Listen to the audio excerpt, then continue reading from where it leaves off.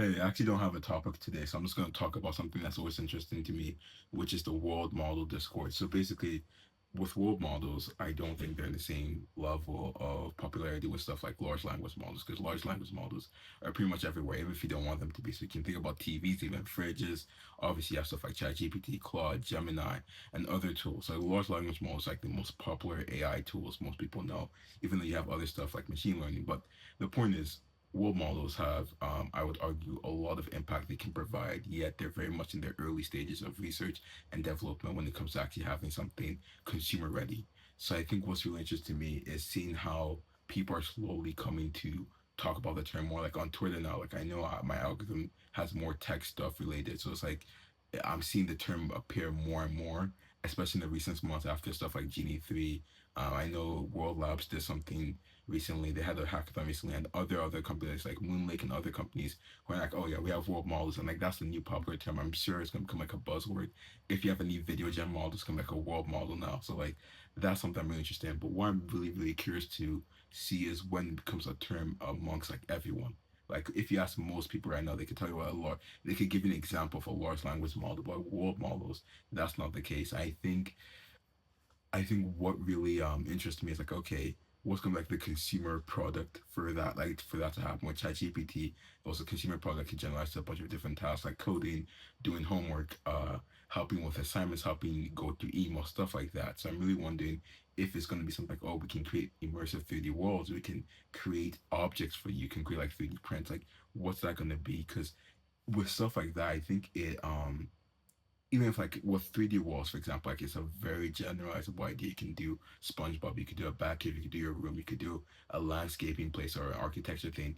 But a lot of those like they're very niche applications that I don't think apply to a large enough population that it'll become like a very popular term and very popular technology. So I'm really, but I do think. Right, even though that's the case, I do think that it will become a very popular technology. I just don't know how it is. So maybe it's like maybe it's gonna be like one of those behind the scenes technology where it's like, okay, like if you're in VFX, you obviously know this tool. If you're in stage management, if you're in this and this, you know that. Like if you're in the industry, you know the tool. But like if you're not, then you only see the results of the tool. Maybe that's the case. Which I don't think it matters, but I think it'll be kind of unfortunate because I love talking about them. I wish more people knew about them.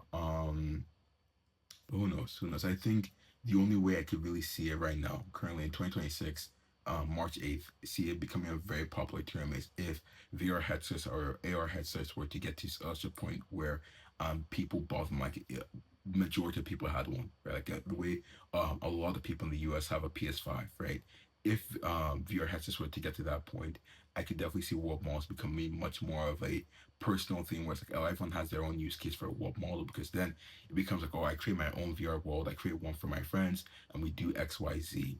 Right, so no longer becomes a thing just for industry, it becomes a thing for each individual to go use for their own purposes. So maybe it's to go do yoga in some virtual system, or maybe it's to go play soccer or do like some adventure quest. So that's like the only way I see right now. But I know like the way technology works, you just never know, right? There might be some niche application that explodes in a week or so, or in a year or 5 years, and that's the major thing. And maybe it's an application that hasn't even been made possible yet with the current technology we have. So maybe that's why I can't. Actually, I don't say that's why I can't, because I should probably be able to foresee something like that. But like the idea is, I don't know. I'm excited about when it's gonna happen. I do think something I do like to see is other people around me get to know the term more. Like there's a friend of mine who's like very non-technical, very like struggles with her own laptop. Like now she knows what it is because like that's what I always talk about. So I think that's like cool to like see at least my environment is changing in terms of what they know and what they're interested in. So I think that's something I'm happy about. Um, but we'll see. We'll see. I think it does mean that there's going to be less of a rush, right? I think the reason we're seeing a lot of people rush into like AI stuff because like that's what's marketed as the future, right? So a lot of people are going to go take agentic coding, agentic products, stuff like that. Because like, oh, everyone's marketed as the future. So if you're like a CS major, any person looking for a strong career, you're going to like try and go there. It's like with world models, I think until then. Onto like a consumer product like in your face every day.